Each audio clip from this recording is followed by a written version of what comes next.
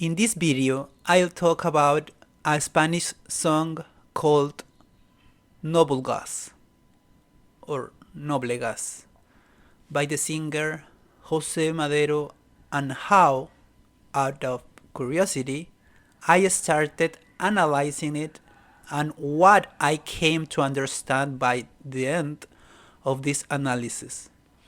I'm help me to understand, and you can help me learn as I do this to improve my English while also exploring topics that I find incredibly interesting. In this part, huella can refer to either fingerprints or footprints. For instance, leaving marks in the sand at the beach immediately suggests footprints, while using my finger to unlock my phone obviously refers to fingerprints. In this context, I believe it refers to footprints. Why? I'll delve into that later when footprints are mentioned again. Footprints fade, dissipate, and cease to exist, and that's normal. When it's snowing and you walk across the snow, you leave footprints, but these footprints disappear as the snow continues to fall. It's natural for them to vanish because the falling snow covers the footprints, eventually erasing them completely. This is why the singer mentions that ice forms. It's something interior normal. It's natural for ice to keep forming in this scenario, which, in turn, makes it inevitable that the footprints left behind will also disappear. Just as the singer feels he has faded away by the end of this line. The author states that he feels trapped in the vapor, and the seems like an expression of lament reflecting how he feels, as though his body is vaporizing and taking on a gaseous form. Following this, the singer becomes part of the air and tells the person he's singing to, encouraging them to breathe in the air and notice that he is present there. However, he realized that this person cannot see him because air, to our eyes, is invisible. Now that he has taken on a gaseous form, he too has become invisible. He exists in the air the person he loves breathes, yet they remain unaware of his presence. This part suggests that the singer is aware of being everywhere, on the distant horizon and in the darkness that envelops everything at night. As vapor, he has blended with the air and become part of the atmosphere that surrounds the entire world. In this part, the term noble gas is introduced for the first time. Noble gases include helium, neon, argon, krypton, xenon, and radon. These gases are unique because they are inert, meaning they do not react with other elements on the periodic table. They are invisible, odorless, and tasteless, essentially elements we don't notice. They are present in the atmosphere and the air we breathe, existing where you are and where I am, yet they go unnoticed. The singer identifies with a noble gas here. He is aware that he is everywhere. He's someone famous, known by many people, yet he feels invisible. He longs to be noticed by someone special. He has become part of the collective, like the air everyone breathes. But that specific person still doesn't notice him. As a result, he contemplates the idea of crystallizing and taking a solid form. Using water as an example, it exists as a liquid, but when it freezes, it becomes solid ice. If it evaporates, it turns into water vapor.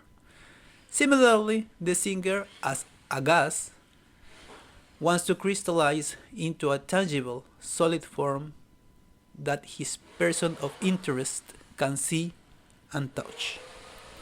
However, for a noble gas to crystallize, extremely low temperatures are required. For instance, helium, a very abundant gas in the atmosphere, needs incredibly cold temperatures to liquefy, let alone solidify. Furthermore, for a helium to crystallize, not only does it need temperatures near absolute zero, but also immense pressure. This makes solidification nearly impossible and fleeting, much like the sentiment the singer wants to convey. The solidification of noble gases, especially helium, is unstable. Even if the singer managed to take a solid form, visible and touchable to someone, that state will not last. He will inevitably return to being breath, an invisible noble gas. No matter how much he gives to be noticed by this person, his true nature remains invisible to them. This part seems connected to the previous one. The singer attempts to make himself noticeable by taking a solid form, cooling his heart and enduring immense pressure, but it didn't make a difference. He longs for a chance to evoke some kind of reaction in this person, to make them feel something, to connect emotionally and physically. He wishes to give them goosebumps in a romantic sense, sparking feelings of love. Alternatively, he might also cause them to feel the chills of coldness when near him. Either way, his desire is to leave an impression, to make his presence known, and to create a moment of acknowledgement, whether through warmth or cold. Here, I believe, represents how he feels himself losing the solid, tangible form he worked so hard to achieve, disappearing, disappearing once again. He's becoming a gas once more. He feels as though he's returning to nothingness because he won't be noticed by the one person who matters to him. He needs that person's validation to feel like he exists. However, we know that even as a noble gas, though invisible, he's still part of something greater, yet he doesn't see it that way. He pleads to at least be breathed in one more time, knowing that he will soon disperse and become part of the world where to him he's nothing.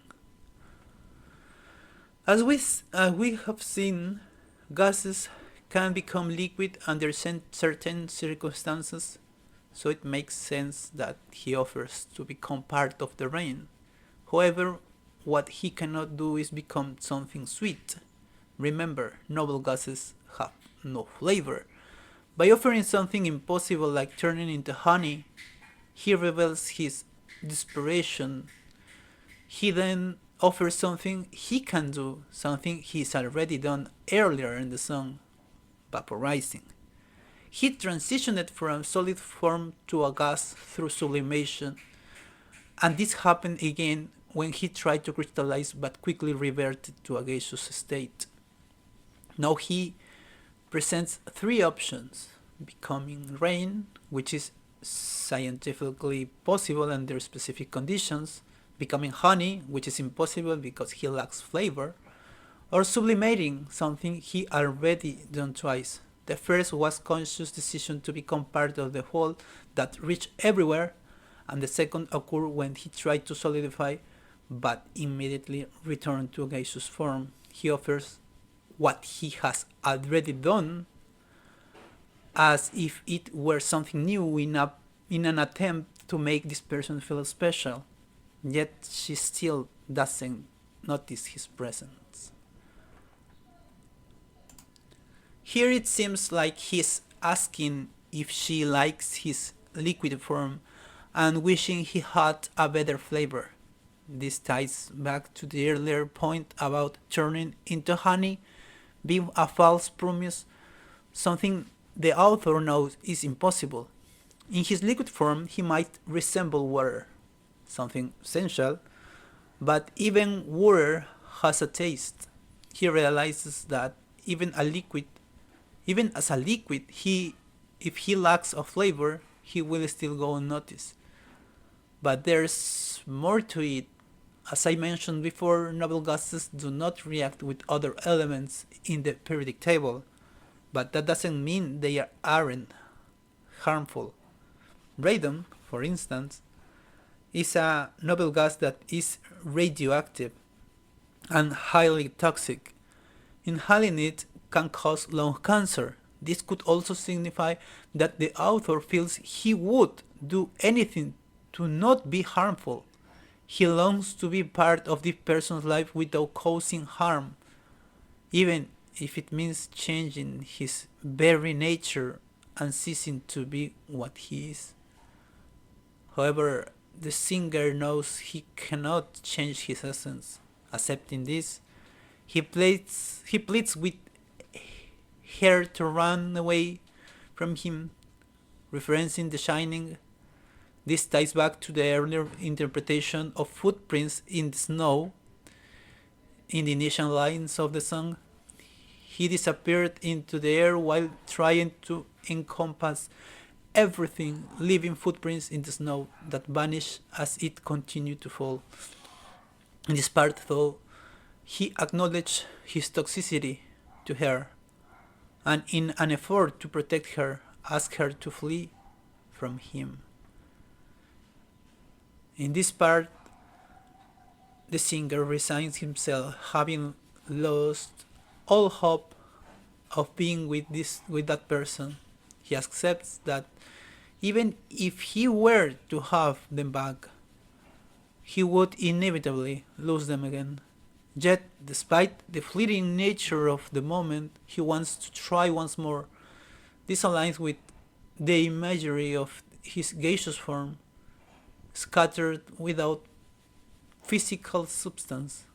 Even if he were to crystallize into solid, as we've seen before, this form is so difficult to achieve that it would quickly vanish, sublimating back into what he was and always has been: wind. However, the reference to inflammable feels illogical, as noble gases are not flammable. Shifting perspectives, so what if the mention of inflammability is not about the fire itself, but rather another reaction that, like fire, release energy? For example, noble gases like argon 40 are produced through radioactive decay, especially from the decay of the radioactive isotope potassium 40, which can be highly harmful under normal conditions. It's worth noting that potassium 40 is present in everyday items like bananas, and its decay produces argon 40. This suggests that the singer not only wants to be part of the air the person breathes, but also of what they consume. Earlier he mentioned wanting to become honey, and now he extends this desire to being something edible. Potassium 40 it's not exclusive to bananas, it's also found in kiwis, nuts, carrot, potatoes, and other daily foods. This ties together nicely with the interpretation of inflammable as radioactive, adding a layer of desperation to his attempt to be everything to this special person, even down to becoming something consumable. But this explanation also feels overcomplicated.